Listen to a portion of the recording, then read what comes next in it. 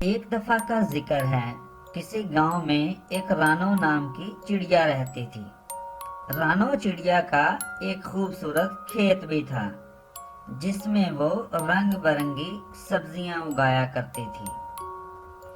एक दिन उसने अपनी रंग बिरंगी सब्जियां तोड़ी और मार्केट में बेचने चली गई। उसके साथ वाले खेत में एक कौवा और कवि रहा करते थे। उन दोनों का भी एक खेत था, लेकिन उनकी सब्जियां इतनी अच्छी नहीं होती थी। वो रानो के खेत में आके बैठ जाते और दोनों बातें करने लगते कि रानो ऐसा क्या करती है कि उसका खेत बहुत अच्छा है।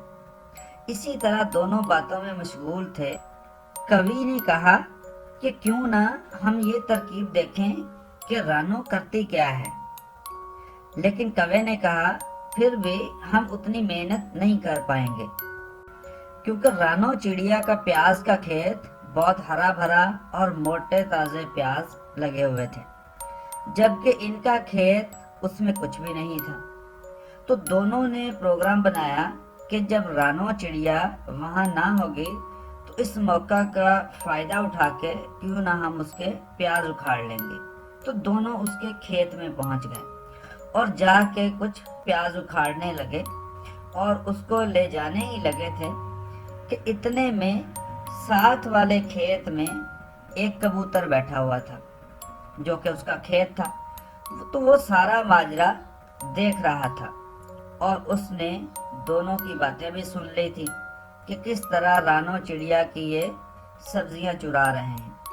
तो कबूतर वहां से उड़ा और रानो चिड़िया के पास आ गया और उसने आके सारा माजरा रानो चिड़िया को बताया कि किस तरह कौवा और कवि दोनों तुम्हारे प्याज चुरा रहे हैं। इस पर रानो चिड़िया को सारी बात समझ में आ गई और वो दोनों वहां से उड़े और अपने खेत में आ गए।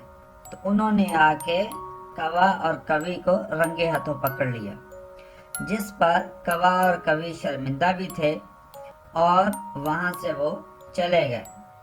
तो उसके बाद रानो चिड़िया ने कबूतर की बहुत तारीफ की, उसका शुक्रिया भी अदा किया कि मुश्किल वक्त में उसने उसका साथ दिया और उसका नुकसान होने से बचा लिया। तो देखा बच्चों कि मुश्किल वक्त में हमें ये नहीं देखना कि सामने वाला कौन है। अगर उसका कोई नुकसान हो रहा हो तो हमें फुल कोशिश करनी चाहिए कि किस तरह उसका नुकसान बचा सकते हैं।